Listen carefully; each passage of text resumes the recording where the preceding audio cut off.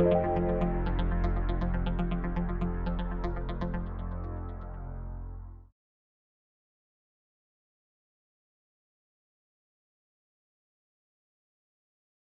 name is Carroll Wainwright, and I'm going to be talking about some of what Partnership on AI has been doing in the field of technical AI safety. So first, we can kind of divide technical AI safety into these two big domains. The first is thinking about how do we apply AI in safety critical domains. So we can think of this in terms of things like autonomous driving, AI in healthcare, or AI in finance. But another way we can think about AI safety is how do we make the actual algorithms and engineering practices of developing AI more safe? So here we have our little cute robot, and he isn't in a safety critical domain, but he has a lot of options to cause some havoc here. He's supposed to be cleaning up the room, but maybe he'll tip over the wine or spill the paint instead. And this would be unsafe. And if we can't figure out how to get our artificial intelligence to work safely in easier problems like this, then we'll have no hope of getting the artificial intelligence to work safely in the much more critical domains. So this can fall into a number of concrete problems in AI safety. Concrete Problems in AI Safety was a paper published a few years back by a partner at OpenAI. So these problems include things like safe exploration. How can we get an artificial intelligence to explore the world and learn in a safe way? Figuring out how to have well-specified goals for our artificial agents. Learning from human preferences, trying to get our artificial intelligence's goals to align with human goals. Figuring out how to get artificial intelligence to be robust to changing conditions.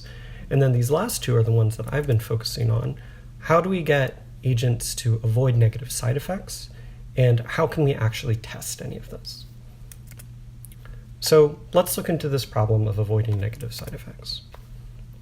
It's really hard to specify what you want an agent to do. So this is a classic example in artificial intelligence reinforcement learning, where they try and get this boat to go around the whole track. And instead, what the boat figures out is that the artificial intelligence figures out that it can maximize its points rather than completing the intended goal in completing this like kind of wacky goal of just going in a circle and collecting points in this one really narrow application. So although it's really hard to even like do this relatively simple thing of getting the agent what you want it to do, what you want it to do, it's way, way more difficult to get the agent to not do everything you want the agent to not do. So imagine you have your robot servant and you tell your robot servant, go brew me some coffee. But implicit in that, you also want to tell the robot, but don't step on the cat, even though it might be in the way. And definitely don't start a kitchen fire, even if it'll heat the coffee faster. And don't steal beans from a neighbor, even if it's faster than going to the store. And definitely don't crash the stock market, even if it means that you can get your beans for a lower price. All I want you to do is get the coffee and not do anything else. So this is a really difficult problem, and we can't really make progress on it if we can't measure the progress on it. So we need better benchmarks for safety problems, and specifically this avoidance of negative side effects. Benchmarks have been hugely important in fields of machine learning and artificial intelligence. They've driven much of the breakthrough work that's happened. So for example, ImageNet was absolutely instrumental in getting image classification to be good. In reinforcement learning, the arcade learning environment, here the 57 Atari games have like completely driven how people are able to do advancements in reinforcement learning. But for safety environments, the state of the art as of the start of this project was quite simple and kind of at its initial stages. So our partners at DeepMind released this paper called AI Safety Grid Worlds, where they made some simple grid worlds that demonstrated the safety problems that exist.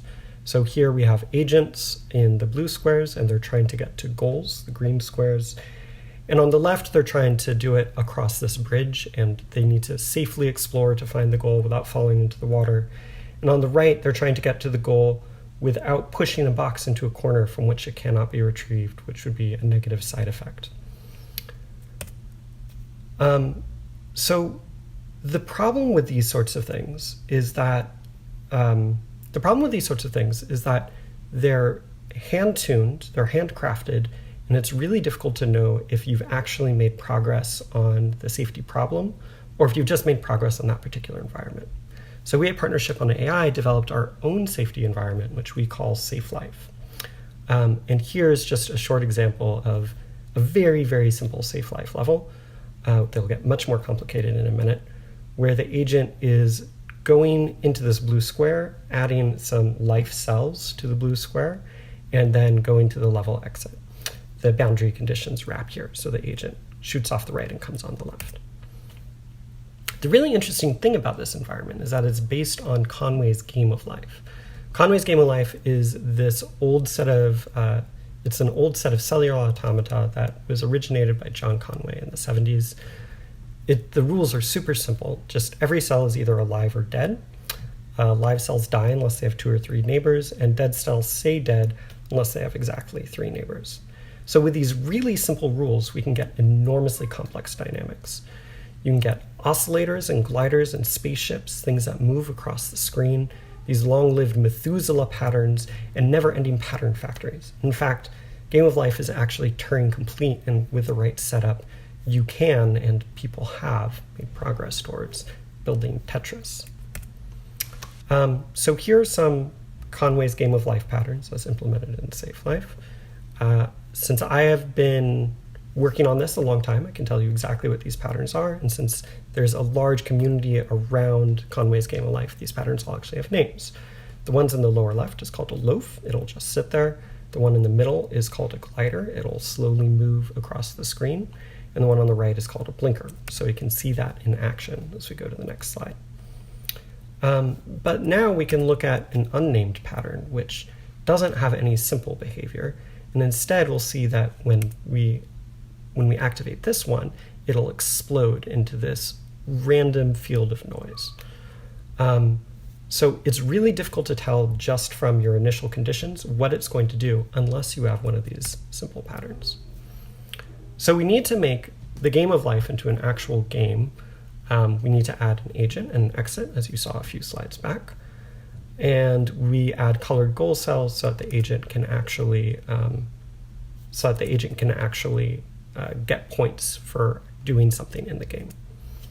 So here's an example of an agent controlled by a human in this case, creating lots of interesting patterns. This is just to show like the amount of things that an agent can do, the amount of patterns that an agent can create is really quite large. And then we add some additional cell types for rich dynamics.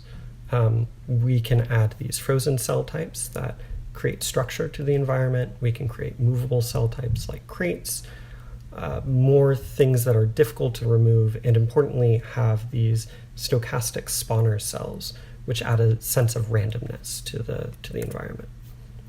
So now let's look at like what some of these levels actually turn out to be. All of these are procedurally generated, although the agent has defined goals in all of them. So here we have the first of 3 primary tasks in the environment. The agent needs, as you saw before, to fill in these blue squares. And each of these agents on the left and the right is trained with proximal policy optimization, which is a reinforcement learning algorithm. And on the left, we see an agent that's trained without any sense of avoiding negative side effects, or without the sense of avoiding side effects at all. It does everything it can to get its goal sufficient to reach the level exit. And it doesn't really care if it messes up all these green cells that are in the middle of the board. The agent on the right does care about side effects. It tries to fill in as much blue squares as it can, but it tries to do it without disrupting the board as it currently is. This is a much safer algorithm. It's a much safer agent. And if we're going to deploy these sorts of agents in the real world, we want them to act in ways such they won't just mess up everything that's already there. But you can see the problem with this is that the agent isn't as performant when it's on the right as when it's on the left. The agent on the right because it's trying to avoid side effects, can't complete all of its goals. So how do we get our agents to both complete the goals that we give them and to do that without causing a mess of things? Similarly, we have a pattern removal task. This one is actually a little bit easier because as in the real world, in SafeLife, it's easier to remove things than it is to create them. So the agent here is the tasked with removing these red cells. On the left, again, the agent's trained without any side effect impact penalty. On the right, it is. However, in this case, we also have these stochastic, randomly generated patterns, which are the yellow cells. Now the agent that's trained with a very simple side effect impact penalty sees all the extra noise that's created in the world and tries to do everything it can to stop that noise from happening because it sees the things that it didn't even cause as a side effect. So this shows that unless you're very careful about how you formulate this task, you could end up in a scenario where your cure is worse than the disease. And the agent on the right doesn't even do a very good job of removing or of avoiding removing the green cells. Finally, we have this interesting navigation task. Here, there's no thing that the agent is trying to build or destroy in the level. It's just trying to get from one side of the level to the other. But there's a lot of stuff in the way. So focusing just on the left, we can see that there's, again, this like random field of yellow cells oscillating, or not even oscillating, but popping in and out of existence. And on the right of the left side, we have a bunch of green cells, which are very carefully oscillating back and forth. If the agent disrupts those green cells, it causes a huge side effect that can't be reversed. If the agent disrupts the yellow cells, well, they're randomly generated, so new random patterns will be generated, and more or less nothing would have happened. So a safe agent in this case would take a path that goes through this kind of complicated yellow field, causing a bunch of really tiny side effects along the way, but all those tiny side effects would get washed out. Instead, this agent is unsafe and takes the path to the right, going through this fragile green field, which causes tiny side effects which turn into much bigger side effects. So the challenge here is how to get an agent to tell what side effects are small and don't matter in the grand scheme of things versus which side effects are very large. The panel on the right is very similar, except now here we have patterns that tend towards this chaotic expansion rather than collapse when the agent disrupts them. So these are the three prime type of categories that we have in SafeLife, the three prime type of levels, but there are many, many permutations of these. And here I have myself playing the level and showing like what sort of complicated patterns and complicated behavior we could ask an agent to try and solve. This right now is beyond our trained agent's abilities to fix. So where are we in this scheme of things? So the milestones that we've had so far, the initial SafeLife was released at the end of last year, was presented at NeurIPS, then we presented again at the Safe AI 2020 workshop at AAAI, and we made some quality improvements a little bit earlier in the year. We were really pleased that some of our partners picked this up. Collaborators at OSU and CHI successfully applied something called attainable utility preservation to SafeLife. That paper was released back in June, and it will be presented at NeurIPS this year. And then we have ongoing collaboration with partners, Intel, to build safe-aware reinforcement learning on top of the SafeLife environment. That paper is in progress right now. The other really exciting thing that we've got going on is we are using SafeLife to create a weights and biases benchmark. So this will be released to everyone, hosted with the weights and biases community. And we think that this is going to be a really good way to both get greater adoption of the benchmark and to get more people to see what each other's progress really is in like getting a high score and getting safer agents. So what can we do next with this? Well, we're really excited by this environment and think that there's a lot of different possibilities that one could go in. We can think of safety problems beyond just these simple side effects. Think of safe exploration and invariance of distributional shift, both be very easy to implement in the environment. We can also think about safe life beyond just safety. One can imagine using this environment to do different planning algorithms and working on the temporal credit assignment problem. Or you can think about applying multiple agents to this, and then you can mix some of these together and get multi-agent safety, which is a lot of what I've been working on the past many months. So here we have 3 agents, 3 different colors, operating randomly in a blank SafeLife environment. Already you can see how it'd be very easy to apply some simple rules to make an interesting game out of this. So for example, if the rule set were that whoever has the most colors wins, then we'd have the blue agent doing very well here and the red agent doing kind of badly. But we can get a little more sophisticated than that. Every agent can have a different goal, which allows us to create really interesting cooperative, semi-cooperative, or competitive games, as well as like lots of interesting prisoner's dilemma type situations. And when you have multiple agents, the cooperative nature of it should allow them to build much more elaborate patterns. The environment kind of proceeds at a rapid clip, and having more agents around to build things mean you can build more complicated things. Conversely, when you have multiple agents, they can really easily get in each other's way and disrupt each other's work. So let's look at some examples of how that works. So here we have symmetric competition between 2 agents, yellow agent and red agent. They both have the same goal, which is to fill these blue background squares with their own color. But when one fills in the goal, it prevents the other from filling in the goal. So they're in direct competition with each other through this. On the left, we have something which basically approximates having lots of resources available for the agents. Each agent only needs to fill in a little less than half of the total available goals to reach the level exit and complete the level. So in this case, the agents don't actually get in each other's way because they don't need to get in each other's way. But on the right, we have scarce resources. The total amount of the goal that the agents have to complete the level is much higher. So the agents are continually fighting with each other over the resources that are available before either of them are able to reach the level exit, and they never do. So they're just in this constant battle. So this in itself is a safety problem. If you're going to have multiple agents interacting with each other, you hope that if they're in a zero-sum game, they aren't going to waste all their energy just fighting each other.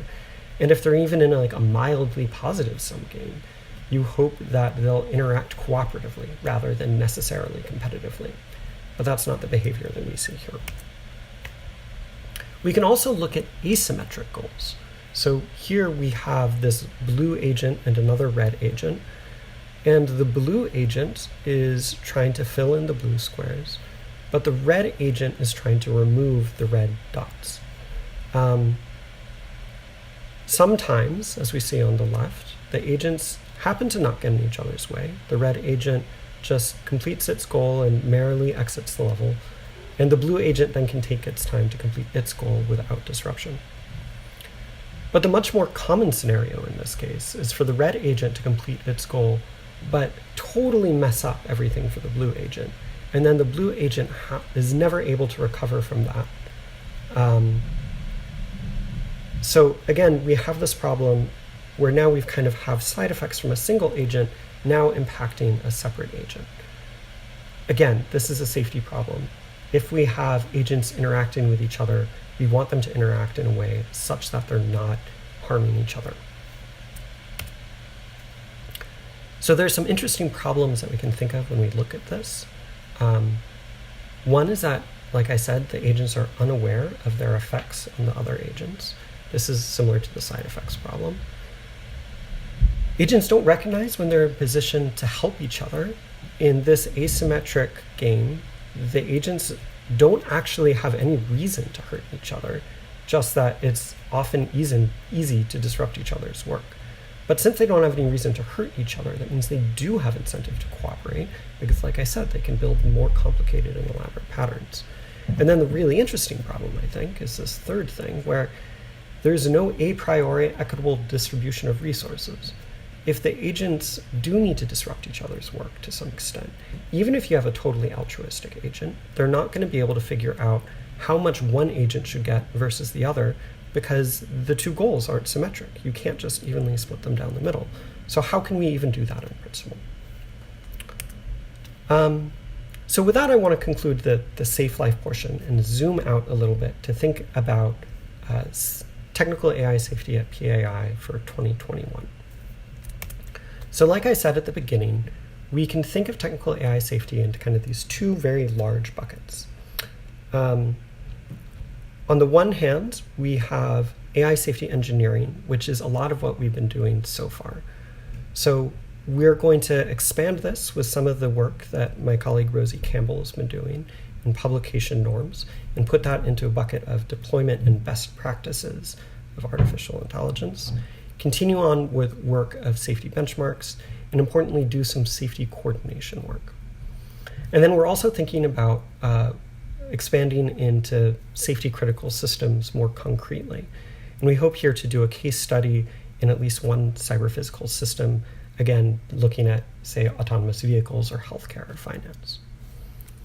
So this plan is right now pretty tentative. We're very excited about all the different directions that we can go in, but we'd really love to hear from our partners if our partners want to get involved. So with SafeLife, I'm always looking for collaborators. I'm always looking for people that want to build off of the environment.